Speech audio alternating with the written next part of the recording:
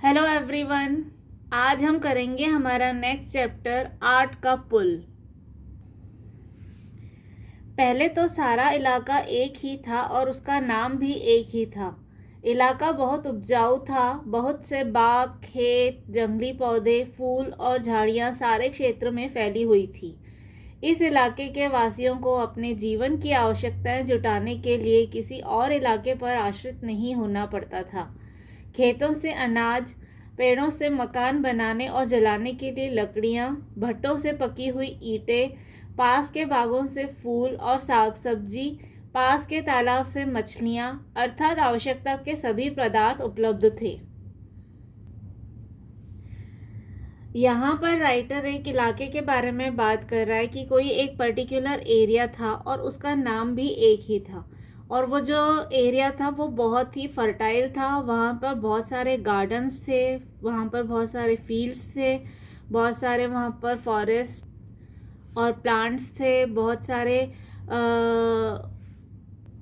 वहाँ पर फ्लावर्स थे।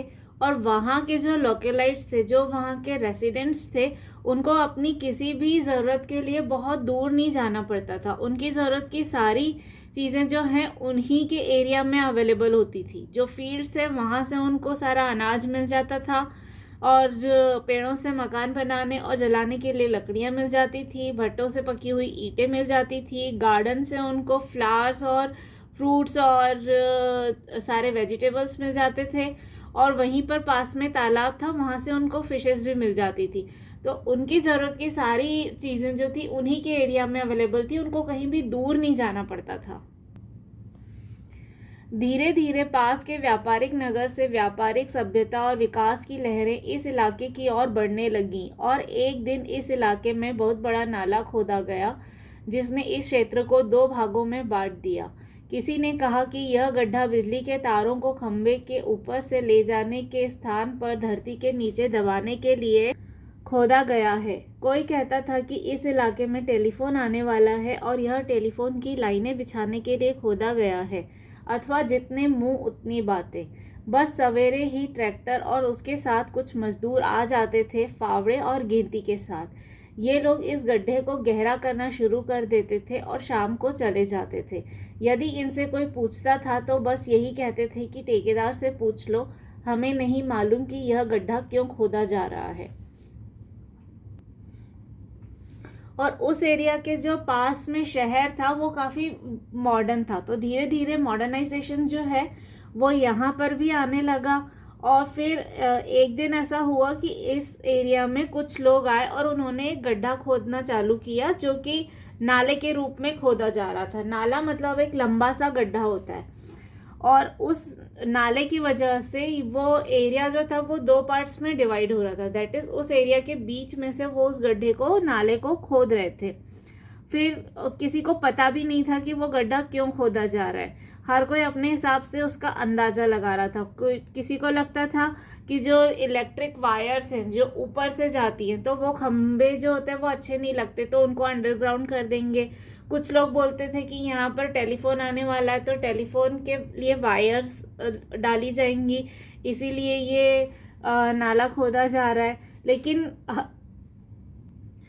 हर कोई सिर्फ अपने हिसाब से अंदाजा लगा रहा था कि ये गड्ढा क्यों खोदा जा रहा है। कॉन्क्रीट इन्फॉर्मेशन किसी के पास भी नहीं थी।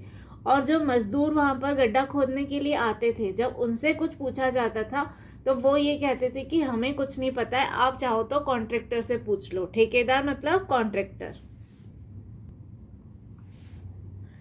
दिन प्रतिदिन गड्ढा गहरा होता गया और एक दिन उसने इलाके के बीच में एक सूखे नाले का रूप धारण कर लिया। अब इसको पार करना लगभग असंभव सा हो गया, और इस प्रकार नाले के इस पार के लोगों तथा उस पार के लोगों का संबंध विच्छेद हो गया। कभी कभी नाले के इस पार के लोग उस पार के लोगों से नाले के दोनों ओर खड़े होकर वार्तालाप कर लेते थे, और अधिकतर बात का विषय यह नाला ही होता था। उन्हें उन कोयलों, फाख्ताओं और मैनाओं से बड़ी बहुत स्पर्धा होती थी जो बिना किसी बंधन के नाले के इस पार के खेतों से उड़कर उस पार के पेड़ों पर बैठ जाते थे, और इस पार के खेत से उड़कर उस पार के खेत में दाने चुगने लगते थे। तो हर दिन जो लेबरर्स होते थे वो आ जाते थे और वो उस गड्ढे को और खोदते चले जाते थे। तो वो गड्ढा जो है वो गहरा होता जा रहा था और एक दिन इतना गहरा हो गया कि उसने पूरे एरिया को 2 पार्ट्स में डिवाइड कर दिया और अब उसको पार करना बहुत मुश्किल हो गया। जो नाले के इस साइड लोग थे वो इधर ही रह गए और जो नाले के उस साइड लोग थे वो उधर रह गए। मतलब वो लोग एक दूसरे की से मिल नहीं सकते थे, एक दूसरे से बात करना डिफ़िकल्ट होता था। तो नाले के किनारों पर खड़े होकर वो लोग फिर भी एक दूसरे से कम्युनिकेट करते थे, चिल्ला चिल्ला के बात करते थे।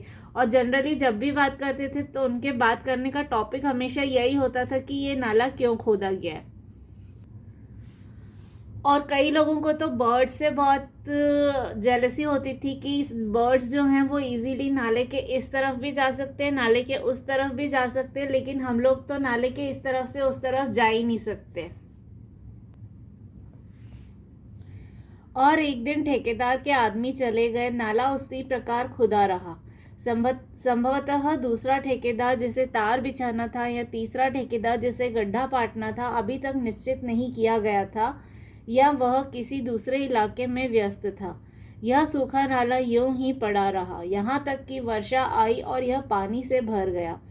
धीरे धीरे उसके दोनों ओर के किनारे टूटने लगे और उसने एक नदी का रूप धारण कर लिया, जो आगे चलकर एक बड़े नाले में मिल जाती थी और फिर उस दरिया में मिल जाती थी जो इलाके के पास ही बहता था।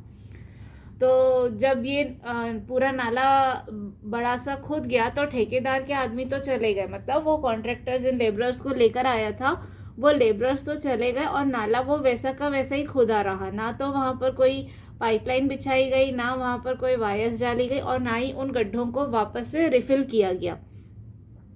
तो लोगों ने ये मान लिया कि दूसरे ठेकेदार जिसे तार बिछाना था या तीसरा ठेकेदार जिसे उस गड्ढे को रिफिल करना था, शायद उनको अभी तक कॉन्ट्रैक्ट मिला नहीं है, या तो वो किसी और कॉन्ट्रैक्ट के साथ इतने बिजी हैं कि वो इस एरिया को भूल गए हैं और वो उस एरिया का दूसरे एरिया का काम कर रहे हैं। तो अब जो नाला था वो तो ऐसे ही पड़ा रहा। तो धीरे फिर जब सीज़न चेंज हुआ तो फिर जब रेनी सीज़न आया तो पानी की वजह से वो नाला जो है वो पूरा भर गया। और क्योंकि वो कच्चा था, वो उसमें कुछ सीमेंटिंग वगैरह तो हुई नहीं थी, तो आसपास की जो मिट्टी थी वो पानी की वजह से गीली होकर टूटकर और ज़्यादा उसमें नाले में गिरने लगी और बहने लगी। तो उससे क्या हुआ कि उस नाले की विड्थ जो है वो और ज़्यादा बढ़ने लगी। तो अब वो नाले जैसा नहीं लग रहा था, अब वो छोटी नदी के जैसा लग रहा था। और वो नदी जो थी वो बहते हुए आगे जाकर कहीं पर किसी और बड़ी वाटर बॉडी में मिल जाती थी। सर्दी आई तो लोगों ने सोचा कि नाले का पानी खुश्क हो जाएगा और शायद ठेकेदार के आदमी उसको पाट दें।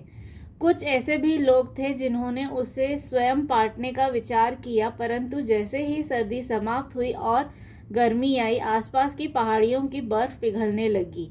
यह बर्फ पहले भी पिघलती थी, परंतु छोटी छोटी नालियों के रूप में फैल जाती थी और तेजी से ढलान की ओर बहकर उसका पानी बड़े दरिया में मिल जाता था। यदि कहीं पानी फैला भी तो अधिक समय तक नहीं रुकता था, किंतु अब सारा पानी बहकर इलाके के उस नाले में आ गया।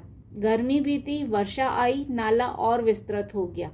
फिर सर्दी आई और पानी उसी प्रकार बहता रहा। फिर पहाड़ियों की बर्फ पिघली और नाला अधिक विस्तृत हो गया। किनारे और टूटे तथा वह नाला हर बरस चौड़ा होता गया और फिर एक बड़े दरिया ने इलाके को 2 भागों में बांट दिया। इलाके के निवासियों को 2 भागों में बांट दिया। रिश्तेदार कुछ इधर और कुछ उधर रह गए। और जब मोहम्मद खान की पुत्री के विवाह की समस्या सामने आई तो मोहम्मद खान की पत्नी ने कहा, तो फिक्र काहे की है, तुम्हारे भाई के बेटे के साथ तो बचपन में रिश्ता हो चुका है। फिर जब रेनी सीज़न के बाद जब विंटर सीज़न आया तो लोगों को ऐसा लगा कि अब तो रेनी सीज़न चला गया है तो धीरे धीरे इसका पानी सूख जाएगा, खुश्क हो जाएगा, मतलब सूख जाएगा, और शायद दूसरे के कॉन्ट्रैक्टर के आदमी अब आकर इसको वापस रिफ़िल कर देंगे, उसको पाट दें मतलब रिफ़िल कर देंगे। और कुछ लोगों ने तो ये भी सोचा कि इसको खुद से हम गड्ढे को रिफ़िल कर देते हैं। लेकिन जैसे ही सर्दी ख़त्म हुई, अब पानी जब थोड़ा सूखने लगा तो क्या हुआ, फिर उसके बाद वापस गर्मी आई। तो अब गर्मी में जब लोगों को ये लग रहा था कि अब ये पानी और ज़्यादा सूख जाएगा, लेकिन उसके उलट क्या हुआ, वहाँ पर जो भी पहाड़ थे तो उन पहाड़ों पर बर्फ जमी हुई थी। और जब जो भी पहाड़ी इलाका होता है, जो माउंटेनियस रीजन्स होते हैं जहाँ पर बर्फ जमी होती है, तो क्या होता है, गर्मी में जब सूरज तेज तपता है तो वो बर्फ जो है वो पिघलती है, और वो बर्फ पिघल कर उसका पानी जो है वो वहाँ की नदियों में जाता है। तो अब वहाँ पर भी यही हुआ कि पहाड़ियों से बर्फ पिघलने लगी। और फिर पहले तो क्या होता था, जब तक वो नाला नहीं था तो वो पानी बहकर जाता था और पास में जो वहाँ पर दरिया बह रहा होता था वहाँ तक चला जाता था, कभी भी ऐसे सिटी में जमा नहीं हो जाता था। लेकिन अब क्या हुआ, वो पानी जो है उस नाले में, जो वो बड़ा सा लेंदी सा गड्ढा खोदा गया था, उस नाले में वो सारा पानी जो है वो जमा होने लगा। फिर जब गर्मी के बाद जब वापस रेनी सीजन आया तो फिर पानी का फ्लो जो है वो फिर बढ़ गया, तो उससे फिर वापस किनारे और टूटने लगे, और फिर उससे नाला और ज़्यादा चौड़ा हो गया, अधिक विस्तृत हो गया, मतलब और ज़्यादा बड़ा हो गया। और हर साल दर साल, मतलब एवरी ईयर वो नाला जो है वो और ज़्यादा चौड़ा होता गया, और धीरे धीरे ऐसा हो गया कि कुछ सालों के बाद वो खुद एक बहुत बड़ी वाटर बॉडी के फॉर्म में दिखने लगा। तो अब उसको पार करना भी मुश्किल था, ना तो उसके ऊपर कोई पुल था जिसको चढ़ के कोई पार कर सके, और जो इधर के लोग थे वो इधर रह गए। अब जो वो पहले ऐसा होता था कि किनारों पर खड़े होकर एक दूसरे से कम्युनिकेट करते थे, अब वो किनारे भी एक दूसरे से इतने दूर हो गए कि वो आपस में बात भी नहीं कर सकते थे। तो वहाँ के जो रेसिडेंट्स थे वो एब्सोल्युटली दो पार्ट्स में डिवाइड हो गए। जो रिश्तेदार इधर थे वो इधर रह गए, जो रिश्तेदार उधर थे वो उधर रह गए। और वहाँ का एक रेसिडेंट था जिसका नाम था मोहम्मद खान। तो जो मोहम्मद खान की बेटी थी वो जब बड़ी हो गई और अब उसकी शादी करने की बात हुई, तो मोहम्मद खान जब अपनी पत्नी के साथ डिस्कस कर रहा था कि अब बेटी की शादी करनी है, तो उसकी वाइफ ने बोला कि उसके लिए काहे की चिंता है, उसका रिश्ता तो हम बचपन में ही तय कर चुके हैं। तो जिस लड़के के साथ, वो लड़का जो उसका भाई का बेटा है, मोहम्मद खान के भाई का बेटा है, तो उसके साथ रिश्ता ऑलरेडी तय कर चुके, तो बस उसके साथ शादी कर देंगे, फिर उसमें चिंता काहे की है। मोहम्मद खान पहले तो चुप रहे, फिर उन्होंने एक ठंडी सांस ली और बोले, क्या बात करती हो, अरे वे लोग उस पार के हैं, अब हमारा उनसे क्या वास्ता, अपने इलाके में रिश्ता खोजो। तो मोहम्मद खान ने बोला कि अब वो लोग तो दूसरे पार्ट में रहते हैं, तो अब उनके साथ तो हमारा कोई रिश्ता ही नहीं बचा है, ना कोई आना जाना, ना कोई कम्युनिकेशन। तो बेहतर होगा कि अब हम अपने ही इलाके में, अपने इलाके में मतलब जिस एरिया के जिस साइड पर वो रहते अब वो उनका एरिया है, और जो नाले के दूसरी तरफ वाला एरिया जो पहले उनका ही होता था वो अब दूसरा एरिया हो गया है।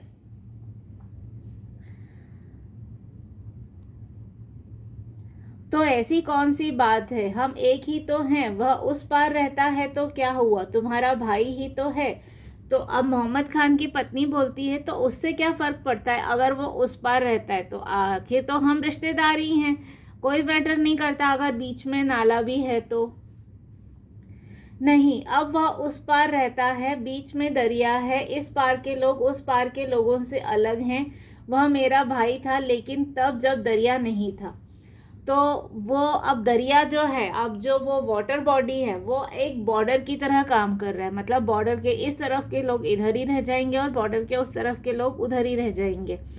तो उसी बेसिस पर मोहम्मद खान जो है वो अपनी पत्नी को समझा रहा है कि वो ठीक है, मेरा भाई तो है, लेकिन वो मेरा भाई सिर्फ तब तक था जब तक ये बॉर्डर नहीं थी बीच में, जब तक ये दरिया नहीं था बीच में। लेकिन अब बीच में ये दरिया है और हम इस पार रहते हैं, वो उस पार रहते हैं, तो हम लोग जो हैं उन लोगों से अब बहुत अलग हो गए, हमारा रहन सहन अलग हो गया, उनका रहन सहन अलग हो गया, तो बेसिकली लोग अलग अलग हो गए, तो अब कोई रिश्ता नहीं बचा। तो दरिया खून के रिश्ते को तो नहीं तोड़ सकता। तो उसकी पत्नी समझाती कि अगर ऐसी कोई बॉर्डर डिसाइड कर दी गई है, अगर वो दरिया है, तो उससे कोई हमारे रिश्ते तो नहीं ख़त्म हो जाते, रिश्ते तो खून के हैं, तो वो कैसे ख़त्म हो जाएंगे। हाँ, तोड़ सकता है, दरिया सरहदें बना देता है, मुल्कों को अलग कर देता है, इंसानों को अलग कर देता है। तो मोहम्मद खान अपनी वाइफ को यही समझाने की कोशिश करता है कि जो दरिया है वो अब एज अ बॉर्डर काम कर रहा है, और जो बॉर्डर्स होती हैं वो हमेशा दो कंट्रीज़ को, दो सिटीज़ को, दो विलेजेस को एक दूसरे से अलग कर देती है, इंसान को इंसान से अलग कर देती है। यह तुम क्या कह रहे हो। तो मोहम्मद खान की वाइफ जो है उसको भरोसा ही नहीं हो रहा है कि अब जो हमारे रिश्तेदार थे वो हमारे रिश्तेदार नहीं रहे, क्योंकि जस्ट एक बॉर्डर आ गई बीच में। तो वो आश्चर्य से अपने पति से बोल रही है कि ये तुम क्या बोल रहे हो। मैं तो वही कह रहा हूँ जो लोग कहते हैं। और फिर यह भी तो नहीं कि दरिया को पार करके आसानी से इधर से उधर जा सकें। दरिया पर पुल भी नहीं है, उसमें नाव भी नहीं चलती।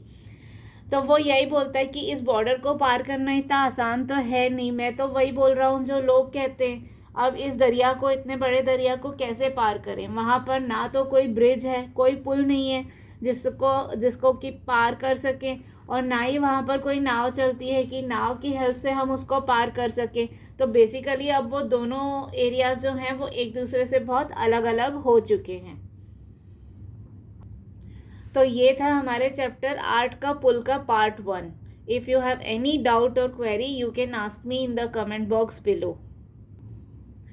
Also, don't forget to check the description box below. I generally put the links to other chapters in the description box. Thank you everyone.